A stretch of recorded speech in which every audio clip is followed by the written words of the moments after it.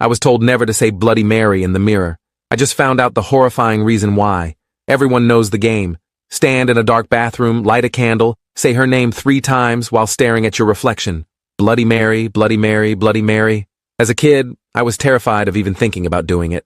My older cousin told me at a sleepover when I was 7 that a girl at her school had tried it and her face melted off. I believed her completely. For years, I wouldn't even look at mirrors in dim lighting. If I had to use the bathroom at night, I'd keep my eyes on the floor, do my business, and get out without glancing up. My parents thought I was being dramatic. They had no idea I was genuinely convinced that saying those words would summon something real, something that would hurt me. I'm 32 years old now, and I still can't shake that childhood terror completely. Even writing her name makes my skin crawl. But I'm writing this because what happened 3 days ago proved that every single fear I had as a kid was justified. More than justified. I just didn't understand how it actually worked. None of us did. We thought it was about summoning her. We were wrong. It's so much worse than that. I need to back up and explain how this happened. My best friend Natalie has a 12-year-old daughter named Iris, who was having a birthday sleepover. Natalie asked if I could supervise because she had to work a night shift at the hospital and her ex-husband was out of town. I said yes because I'm Iris's godmother and I actually like hanging out with her. She's a cool kid, smart, funny, not too obsessed with her phone yet. The party was supposed to be 6 girls, but one canceled last minute, so it ended up being 5. Iris and her 4 closest friends from school. They spent the first few hours doing normal sleepover stuff, watching movies, eating pizza, painting their nails in colors that made my eyes hurt. Around 11 p.m., they started getting that specific kind of wound-up energy that happens when kids stay up past their usual bedtime. That's when one of them, a girl named Zoe with braces and glasses, suggested they play Bloody Mary. I was in the kitchen cleaning up pizza boxes when I heard them talking about it. Every cell in my body wanted to march into that living room and shut it down immediately. Tell them absolutely not, that it was dangerous and stupid and they needed to pick a different game. But I stopped myself, because what was I going to say? That I, a 32-year-old adult, was scared of a kid's game? That I genuinely believed something bad would happen? I compromised with myself. I walked into the living room and very casually said they should maybe pick something else to play. You know, because it was late and Natalie would kill me if anyone got hurt or scared. They all looked at me like I was the lamest adult who ever lived. Iris actually rolled her eyes at me. It's not real, she said, in that tone 12-year-old's perfect, the one that makes you feel ancient and stupid. Everyone knows it's just a game to scare people. The other girls agreed. One of them, Madison, said her older sister had done it at a party and nothing happened. Another girl, Petra, said she'd tried it alone last month and was fine. They were all looking at me like I was being ridiculous for even suggesting it might be a bad idea. And here's where I made my first mistake. I didn't want to be the uncool adult who ruins the fun. I didn't want Iris to be embarrassed in front of her friends. So I said okay, but I was staying right outside the bathroom door the whole time. If anyone got too scared, they had to come out immediately. They agreed to my terms, while barely hiding their amusement at how paranoid I was being. I watched them file into the downstairs bathroom, all 5 of them cramming into the small space. Iris had a candle from her mom's aromatherapy collection. Zoe turned off the lights. I stood in the hallway with the door cracked open, my heart pounding harder than it should have been. I heard them giggling at first, nervous laughter. Then Zoe's voice, trying to sound spooky. Bloody Mary! More giggling. Madison joined in. Bloody Mary. Their voices were getting more confident, turning it into a joke. They were making fun of how not scary it was. Then all 5 of them said it together, loud enough that I heard it clearly in the hallway. Bloody Mary! Silence. I counted to 10. Waiting for screams or gasps or something. Nothing. More giggling. The light flicked back on and they all came tumbling out, talking over each other about how nothing happened. How it was just a stupid game that only little kids believed in. How I'd been worried over nothing. I felt relieved and slightly foolish. They spent the rest of the night watching another movie before finally crashing around 2 a.m. I stayed up scrolling on my phone in Natalie's living room, checking on them periodically. All 5 girls sleeping peacefully in their sleeping bags. Everything was fine. Completely normal. I went home the next morning feeling silly about how anxious I'd been.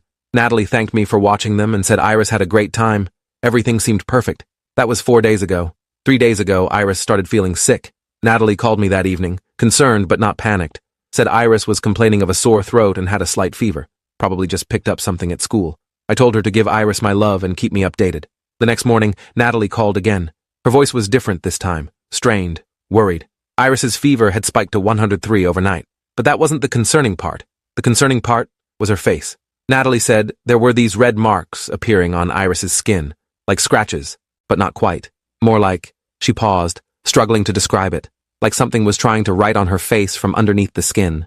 The marks were faint, but definitely there, forming patterns that didn't make sense. I told Natalie to take her to urgent care immediately. She She said she was already on her way. I tried to push down the icy feeling spreading through my chest. Kids get sick all the time. Random rashes happen. This wasn't connected to anything. It couldn't be. But then my phone rang again an hour later. It was Madison's mom, Ashley, someone I barely knew. She was calling because Madison had mentioned I was at the sleepover, and Ashley was trying to figure out if any of the other girls were experiencing the same symptoms. Madison had woken up with a fever and strange marks on her face too. I felt my mouth go dry. Asked her to describe the marks. She said they looked like scratches, but when she tried to clean them, they didn't wash off. They were under the skin somehow. Red lines that seemed to be forming letters or symbols. I told her Iris had the same thing. Told her they should definitely get Madison to a doctor. After I hung up, I sat on my couch staring at my phone, trying to convince myself this was just a coincidence. 2 girls getting sick after a sleepover wasn't that unusual. Kids shared germs. Maybe they'd both touched something contaminated. But then I remembered. 5 girls had been in that bathroom. 5 girls had said her name. I called Natalie back and asked if she'd heard from any of the other parents. She said Zoe's mom had just texted her asking the same questions. Zoe was sick too. Same symptoms. Fever. Marks on the face. I felt cold spreading through my entire body. Asked Natalie what the doctor said about Iris. She said they were running tests but had no idea what was causing it. The marks kept spreading, becoming darker and more defined. They'd given Iris something for the fever, but nothing was touching the marks. The doctors were baffled. I called Petra's mom next, got her number from Natalie. Petra wasn't sick yet, but I needed to warn her. Needed to ask if she'd noticed anything strange. Petra's mom, Diane, answered on the 4th ring. Before I could say anything, she asked if I was calling about the marks. My stomach dropped. She has them too? I asked. Diane's voice cracked when she said yes. Said they'd appeared that morning while Petra was eating breakfast. Just suddenly started showing up on her face like invisible ink developing. Petra was terrified and Diane was taking her to the ER. That left 1 girl. The 5th girl whose name I suddenly couldn't remember. I called Natalie back in a panic, asking for the name of the last girl who'd been at the party. She said it was Kennedy. Gave me her mom's number. I called immediately. Kennedy's mom, Carol, answered sounding harried. If you're calling about whatever bug is going around, Kennedy has it too. We're at the hospital right now. I couldn't breathe. All 5 girls. Every single one who'd been in that bathroom. Every single one who'd said her name. What are the marks? I asked Carol, even though I already knew. They're not marks, Carol said, her voice shaking. They're letters. They're spelling something. The doctors can't explain it. I asked what they were spelling. Carol was quiet for a long moment. Then, Mary. The marks are spelling out the name Mary over and over across her face. I hung up and immediately drove to the hospital where Natalie said they'd taken Iris. I needed to see this myself. Needed to understand what was happening. The ER waiting room was chaos. I found Natalie sitting in a chair, her scrubs wrinkled from wearing them for too long. She looked up when I approached, and I saw the fear in her eyes. It's getting worse, she said. The letters are spreading. They let me see Iris because I was listed as her emergency contact. Nothing prepared me for what I saw. The marks had covered most of her face now. Thin red lines forming letters in a script I didn't recognize at first. It looked old, medieval almost. The letters were raised slightly, like scars, and they were still spreading, moving. I watched in horror as a new line began forming on her forehead while I stood there. Iris was awake but groggy from medication. She looked at me with glazed eyes and said, "She's angry we didn't believe." I felt ice water dump through my veins. "Who's angry?" I asked, even though I knew. "Mary," Iris whispered. "She's angry we thought she was a game." A doctor came in then, a young woman who looked exhausted and confused. She said they'd consulted with dermatology, infectious disease, even brought in a specialist from the university. Nobody had ever seen anything like this. The marks weren't a rash or an allergic reaction. They weren't on the surface of the skin. They were forming from underneath, like something was writing on the inside of their faces and it was showing through. And it was only affecting the 5 girls who'd been at the sleepover. The doctor asked me if I knew what could have caused this, if there was anything unusual that happened at the party. I thought about telling her, about explaining what the girls had done. But what would I say? That they'd played a children's game and now something supernatural was attacking them? She'd think I was insane. I left Iris's room and called the other parents. Arranged for all of them to meet me in the hospital cafeteria. We needed to talk about what was happening. When I saw them all together, I could see the same terror I felt reflected in their faces. These were normal people dealing with something that shouldn't be possible. I explained what the girls had done at the sleepover. Some of the parents already knew. Others looked at me like I was crazy. Ashley, Madison's mom, actually laughed. A short, bitter sound. "You think a kid's game did this? That Bloody Mary is real?" I told them I didn't know what I thought. But 5 girls had said her name, and now 5 girls had the same impossible symptoms. That couldn't be coincidence. Carol, Kennedy's mom, said quietly that she'd done research on her phone while waiting. She'd found stories, urban legends and forum posts from people claiming similar things had happened to them or people they knew. Most were dismissed as creepypasta or creative writing, but some of them had details that matched what was happening to our girls. The marks, the fever, the name writing itself on their skin. And in every story, it got worse. Diane, Petra's mom, asked what happened in the stories. How did it end? Carol looked around at all of us before answering. It didn't end well. The marks kept spreading until they covered the entire body. Then, she trailed off. Then what? Natalie demanded. Carol showed us her phone, an archived forum post from 2011. A woman describing her daughter's experience after playing the game. The marks had started on her face and spread over 3 days until they covered every inch of her skin. On the third night, the post said, the girl started screaming that someone was in the mirror, that Mary was coming through. The post ended abruptly. No follow-up, no resolution, just silence after that final entry. We sat in horrified silence, processing what we'd read. Natalie said it had already been 2 days since the sleepover. If that timeline was accurate, we had less than 24 hours before what? Before something came through the mirror for them? It sounded insane, but their daughters had impossible marks spreading across their bodies. Normal explanations had already failed. Ashley asked if anyone knew how to stop it, if there was a way to reverse what had been done. I thought back to all the Bloody Mary lore I'd heard as a kid, different versions of the legend with different rules. Some said you had to say her name 13 times, others said 3. Some versions said you had to spin in a circle. Others said you had to have your eyes closed. But none of them ever talked about what happened if you successfully summoned her, and none of them explained how to send her back. Zoe's mom, Patricia, who'd been quiet this whole time, suddenly spoke up. My grandmother was from Poland. She used to tell stories about mirror spirits, said there were rituals to trap them, keep them from crossing over. We all turned to look at her. What kind of rituals? Natalie asked. Patricia said she didn't remember all the details. Her grandmother had died when she was young, but she remembered something about salt and breaking the reflection, about destroying the doorway before the spirit could use it. It wasn't much, but it was more than we had. Carol suggested we talk to the girls, see if they remembered anything unusual from when they'd done it, anything that might help us understand what was happening. We went back upstairs to the pediatric ward where they were keeping all 5 girls now. They'd put them in the same room so the medical staff could monitor them together. When we walked in, I immediately knew something had changed. The marks had spread further. They now covered the girls' faces completely and were creeping down their necks. But that wasn't what made me stop breathing. It was the way all 5 girls turned to look at us in perfect unison. Their eyes were different, glazed and unfocused, like they were looking through us at something else. She's coming, they said together in voices that didn't sound quite like their own. Tonight, when the moon rises, she's coming through. The parents rushed to their daughters, trying to break whatever trance they'd fallen into, but the girls just kept staring at nothing, their voices monotone and flat. We called her name, and she answered. We opened the door and invited her through. She's been waiting so long in the dark. Tonight she'll step through and we'll step back. A fair trade. I felt my legs weaken. Asked what they meant by step back.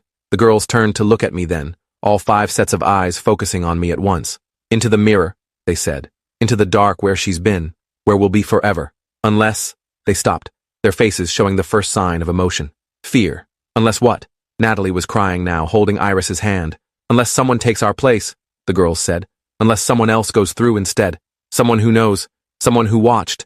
They were looking at me, all 5 of them staring directly at me. I felt my heart hammering against my ribs.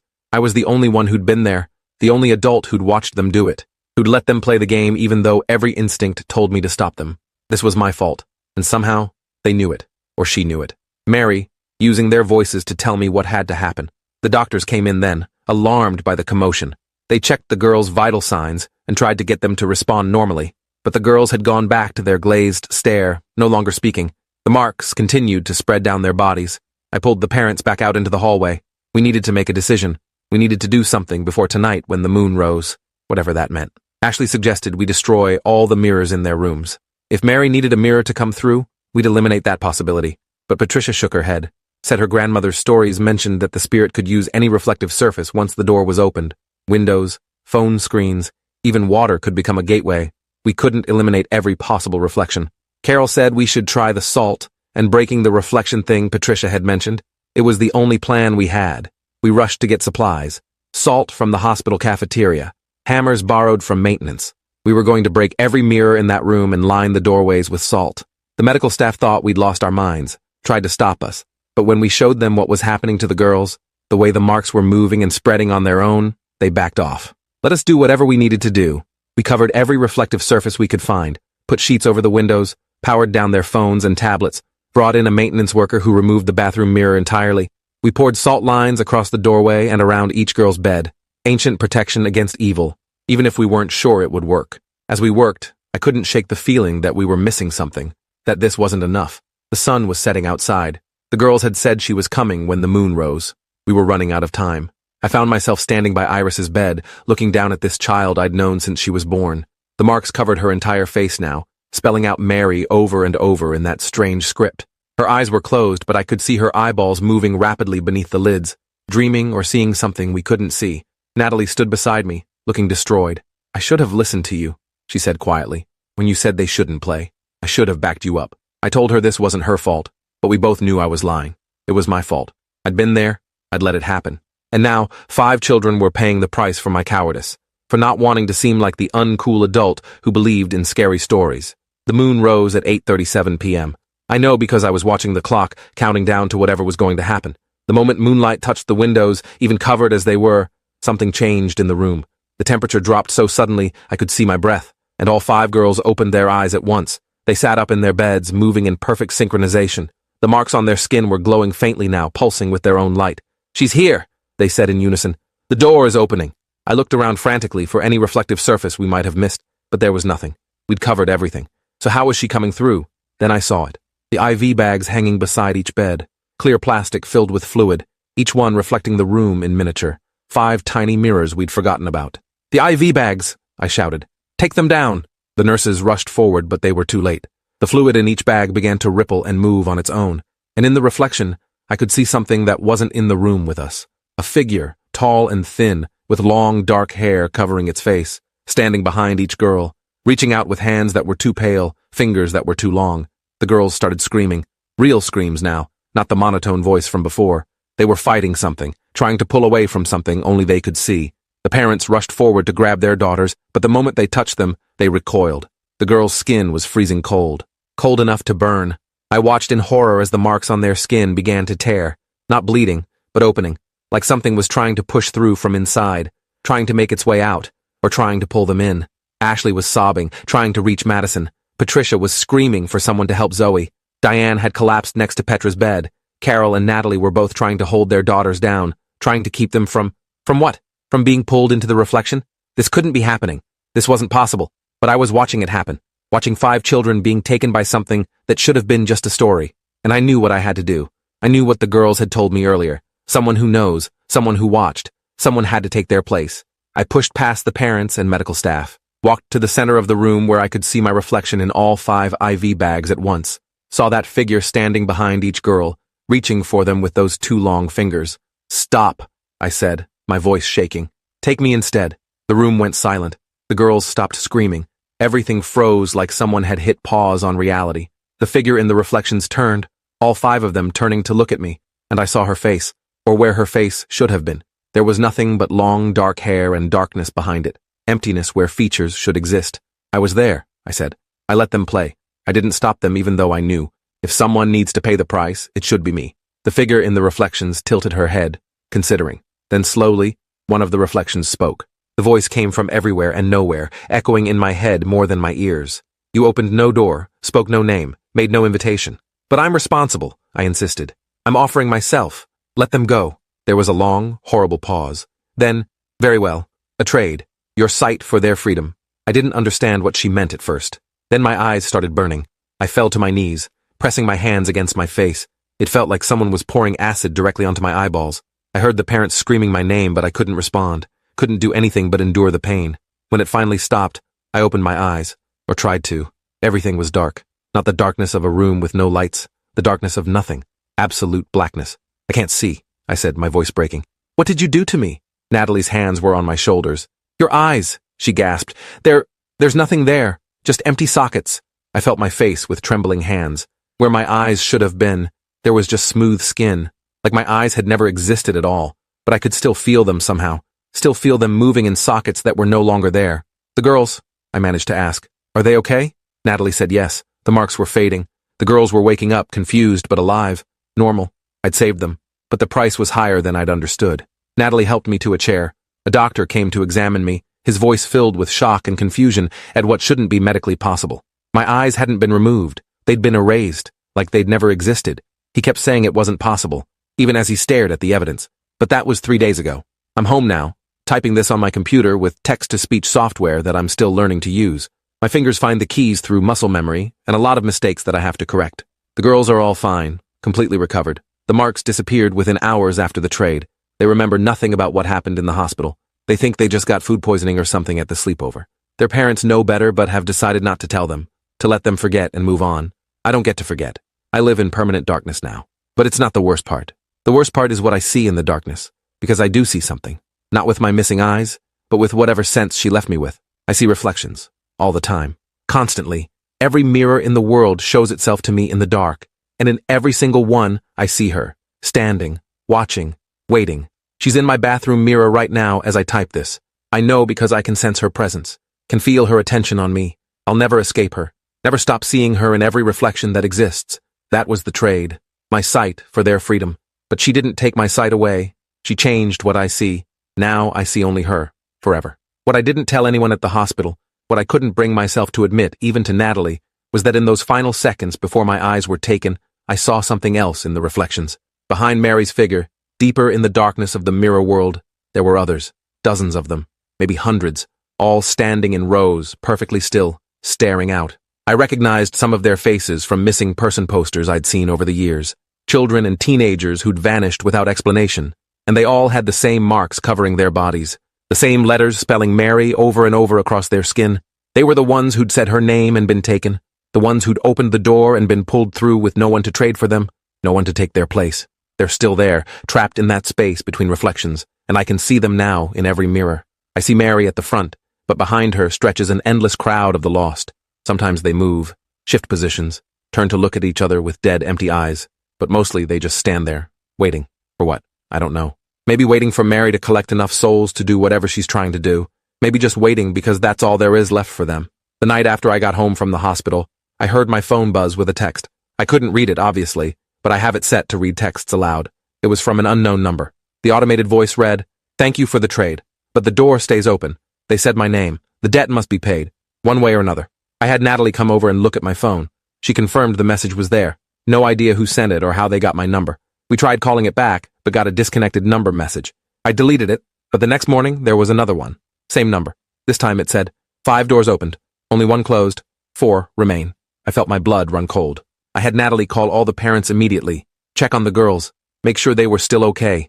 Everyone reported their daughters were fine, normal, healthy, no signs of the marks returning, but that message suggested otherwise.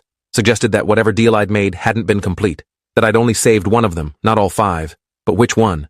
And how would we know until it was too late? Over the next week, I got a message every night at exactly 3:13 a.m. Always the same unknown number. Always cryptic warnings that made my stomach turn. The marked ones belonged to the mirror. Reflection debt cannot be undone. They spoke the words. They opened the way. The way stays open. I couldn't sleep anymore. Partly because of the messages, but mostly because of what I experienced during the day. Without physical sight, I'd started developing other senses. I could feel when someone was looking at a mirror near me, could sense when a reflection was being formed, and each time it happened, I could feel her attention shift slightly, feel her awareness spreading across all the mirrors in the world, watching through every reflective surface. She was everywhere, always watching, always waiting, and the messages suggested she wasn't done with those 5 girls, that somehow, despite everything, they were still connected to her, still marked in a way I couldn't see but she could. I called a meeting with all the parents again, told them about the messages, showed them the pattern. They were terrified but didn't know what to do. The girls were fine. Medical tests showed nothing wrong. The marks were completely gone. What were we supposed to do? Tell them they might still be in danger from something we couldn't see or prove. Ashley suggested we take the girls back to Patricia's grandmother's hometown in Poland, find people who knew the old stories, learn if there was a way to truly close the doors that had been opened. But Diane pointed out that would require explaining to the girls what had really happened, telling them about the game and the marks and the trade I'd made. Carol said maybe that was necessary. Maybe they needed to know so they could protect themselves. But Natalie disagreed strongly, said the girls were traumatized enough even without remembering, that forcing them to understand would only make things worse. We couldn't agree on anything. Everyone was scared and desperate and angry, at me for letting them play, at themselves for not being there, at Mary for being real when she should have been just a story. That night, I got another message, but this one was different, longer, more detailed. The one called Iris still dreams of the mirror. The one called Madison avoids reflections. The one called Zoe sees me in every window. The one called Petra feels cold when she looks at her phone screen. The one called Kennedy hears my voice when she's alone. They try to forget, but the mark is permanent. The door is open in each of them. I will come through when the time is right. I immediately called Natalie, told her to go check on Iris, right now. She said Iris was asleep, but I insisted. Something in my voice made her listen. She went to Iris's room and called me back 2 minutes later, her voice shaking. Iris was standing in front of her bedroom mirror in the dark, eyes open but not seeing, staring at her reflection with an expression Natalie described as wrong. When Natalie tried to move her away from the mirror, Iris's skin was cold to the touch, ice cold, like it had been in the hospital. Natalie shook her awake, and Iris seemed confused about why she was out of bed. Said she didn't remember getting up, didn't remember standing in front of the mirror, but her feet were bleeding slightly, like she'd been standing there for a long time. I had Natalie call all the other parents immediately, have them check on their daughters, right now. Every single one reported the same thing. Their daughters were standing in front of mirrors in their rooms, eyes open but not aware, skin cold, feet bleeding. When woken, none of them remembered getting up. They'd all been sleeping, and then suddenly they were at the mirror with no memory of how they got there. We realized then that my trade hadn't saved them. It had only delayed things. The doors were still open inside each girl. Mary was still connected to them, still pulling them toward the mirrors, and eventually she would pull them through. I'd given up my sight for nothing. The girls were still marked, still doomed, still hers. The only difference was, now I could see her coming for them across every reflection in the world, and there was nothing I could do to stop it. Patricia said she'd contacted a cousin in Poland who remembered some of her grandmother's stories. The cousin said there might be a way to close the doors permanently, but it required a specific ritual that could only be performed at the place where the door was first opened. We'd have to go back to Natalie's house, back to that bathroom where the girls had played the game, and we'd have to do it during a new moon, when the barrier between worlds was thinnest, but also when Mary's power was weakest. The next new moon was in 3 days. We started preparing immediately. Patricia's cousin sent detailed instructions for the ritual. We'd need specific items: salt blessed by a priest, water from a natural spring, mirrors from each girl's bedroom, a candle that had never been lit, and something personal from each girl that she'd had with her the night they played the game. Natalie still had the clothes they'd worn that night, unwashed in a bag because she'd been planning to return them. We gathered everything we needed. The parents were skeptical but desperate, willing to try anything to save their daughters from whatever was slowly pulling them back toward the mirror world. During those 3 days of preparation, the girls' sleepwalking got worse. They'd wake up in front of mirrors multiple times per night, started talking in their sleep, saying things in voices that weren't quite their own. The marks hadn't returned to their skin, but they were there in other ways. Iris drew pictures of a woman with long, dark hair in art class. Madison started wearing her hair over her face, hiding behind it. Zoe developed a fear of windows. Petra refused to use her phone anymore. Kennedy stopped looking at her own reflection, keeping her eyes down whenever she passed a mirror. They were changing, becoming more like her. Or she was becoming more present in them. The night of the new moon arrived. We met at Natalie's house after dark, all 5 girls and their parents, me with my missing eyes, guided by Natalie's hand on my arm. We gathered in that bathroom where it had all started. The space was too small for all of us, but we made it work. Patricia had the instructions from her cousin. We arranged the mirrors from each girl's bedroom in a circle on the floor, placed the blessed salt in lines connecting them, put the spring water in a bowl at the center. The candle that had never been lit sat beside it. The ritual was complex. Each girl had to stand in front of her own mirror and speak specific words in a language none of us recognized. Patricia had written them out phonetically. Then they had to look at their reflections and see Mary standing behind them, which they all claimed they could. They had to acknowledge her presence and then deny her claim on them, revoke the invitation they'd unknowingly made. It sounded too simple to work, but we had no other options. The girls began speaking the words, their voices shaky and uncertain. I couldn't see what was happening, but I could feel it. The temperature in the bathroom dropped even further. I sensed something gathering, a presence pressing against reality, trying to push through. The girls' voices grew louder, more confident. They were reciting the words in unison now, and I realized with horror that they weren't reading anymore. They knew the words, like something was feeding them the language directly. "She's here," Iris said in that wrong voice. "She's angry. Keep going," Patricia urged. "Say the denial. Tell her she has no claim." But before the girls could speak the words of denial, every mirror in the circle shattered simultaneously. The sound was deafening in the small space. Parents screamed. I heard glass hitting the floor, the walls, felt pieces hitting my legs, and then silence. Total silence. Even the sound of breathing seemed muffled. "Is everyone okay?" Natalie asked, her voice sounding distant and strange. Parents checked their daughters. Everyone seemed physically fine. No cuts despite all the shattered glass. But something felt wrong. The air was thick and cold and still, like we were underwater. I reached out with my other senses, trying to feel what was happening. And that's when I realized. The mirrors hadn't just shattered, they'd opened. All 5 of them. We'd made it worse. The ritual wasn't meant to close the doors. It was meant to tear them open completely. Patricia's cousin hadn't been trying to help us. She'd been helping Mary, helping her find a way to open all 5 doors at once instead of waiting to take the girls one at a time. I tried to shout a warning, but my voice wouldn't work. None of our voices would. I felt something moving in the darkness of the bathroom.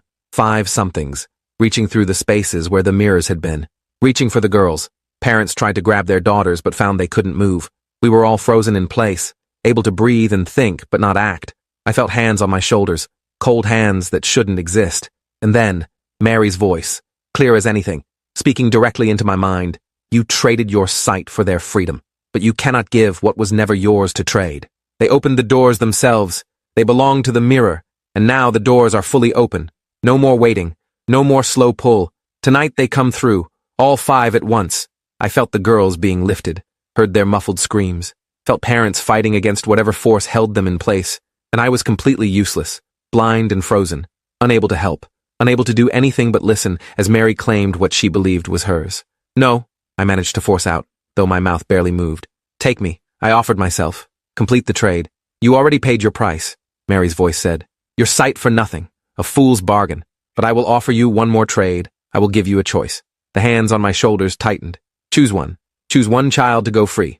The other 4 come with me. Or refuse to choose, and I take all 5. Decide now. The cruelty of it hit me like a physical blow. Choose one child to condemn the others. Choose who deserved to live and who deserved to be trapped in the mirror world forever. Or refuse and let all of them be taken. There was no good choice. No right answer. Just impossible decisions and suffering no matter what. The parents must have heard it too, because I heard Carol sob and Ashley whisper, please no. But they couldn't speak, couldn't move. Only I could answer. Only I could choose. I won't, I said. I won't choose. You can't make me play your game. Then they all come through, Mary said, and I felt the girls being pulled harder, felt them starting to slip through the spaces where the mirrors had been, into the cold, dark world on the other side. And I made a decision I'll regret for the rest of my life. Wait, I shouted. I choose. Silence. Even the pulling stopped. Choose, Mary commanded. And I said a name. I won't write which one. I can't. But I chose. I picked one child to save and condemned 4 others. The worst thing I've ever done. The worst thing I'll ever do. The chosen girl dropped to the floor, released. The other 4 were pulled through the broken mirrors in an instant. Gone. Their parents collapsed, finally able to move, screaming their daughters' names. The bathroom erupted in chaos. Natalie was crying, holding Iris, who was the one I'd chosen. The other 4 parents were destroying what was left of the mirrors, trying to find a way through, trying to follow their daughters. But there was nothing. Just broken glass and empty space. The doors had closed after Mary got what she wanted. 4 souls for the mirror world. 1 survivor to live with the guilt. I sank to my knees on the glass-covered floor, feeling it cut into my skin but not caring. I'd just killed 4 children, sentenced them to an eternity trapped behind mirrors, all because I'd chosen to save one. All because I'd been too weak to let them all go, or too selfish to refuse Mary's game. I'll never know if I made the right choice. There was no right choice. Only terrible options and impossible decisions. That was 2 weeks ago. Iris is in therapy now. She remembers everything. Remembers standing in the circle of mirrors. Remembers being pulled toward the darkness. Remembers being released while her friends were taken. She knows I chose her. Knows 4 other girls are gone because I said her name instead of theirs. She won't speak to me. Won't look at me even though I can't look back. Natalie says Iris has nightmares every night. Sees her friends in mirrors, standing behind Mary, staring out with empty eyes. The other parents won't talk to me. Ashley sent me a message saying she hopes I rot in hell for choosing. That I had no right to decide her daughter was less important than Natalie's. Carol just sent 3 words. Madison was chosen. Patricia hasn't contacted me at all. Neither has Diane. I don't blame them. I blame myself. Every day, every hour. I made the choice Mary wanted me to make. I played her game and she won. 4 girls are gone. 4 families are destroyed. 1 girl survived but is traumatized beyond measure. And I'm left in the darkness, seeing Mary and her new prisoners in every reflection, knowing I put them there, knowing I chose this outcome. The messages still come every night at 3:13 a.m., but now they're different. Now they're from the girls. I know it's them because the automated voice reads their names before the message. Madison, I'm so cold. Why am I here? Why didn't you choose me? Zoe, I can see you. I can see you in every mirror. I watch you and I hate you. Petra, my parents cry every day. You did this to them. You took me from them. Kennedy, I thought you were supposed to protect us. You were the adult. You were supposed to save us. 4 messages every night. 4 reminders of what I've done.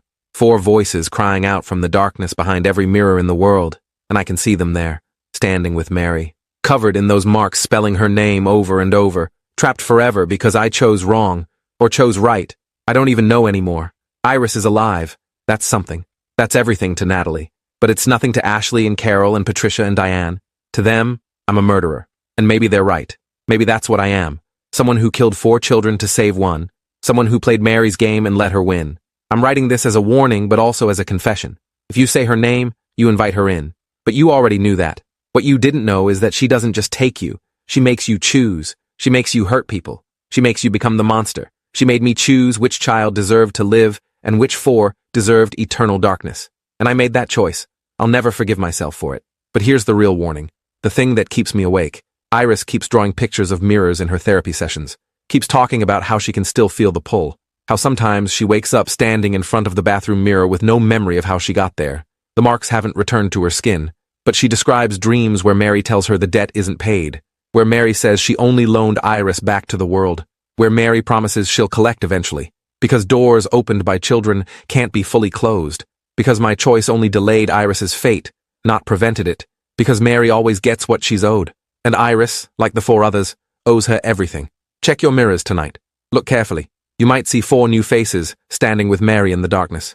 4 girls who played a game and paid the price. 4 souls I condemned by choosing to save one. They're waiting there, watching through every reflection, waiting for Mary to open another door, waiting for another group of children to say her name and start the cycle again.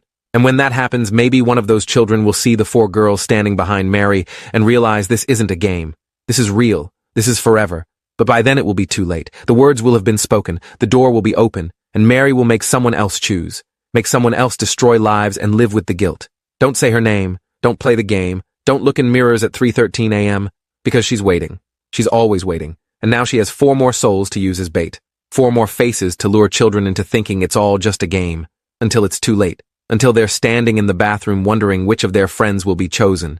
Which of them will survive. Which of them will be trapped forever. Don't be that person. Don't let it be your choice. Don't say her name.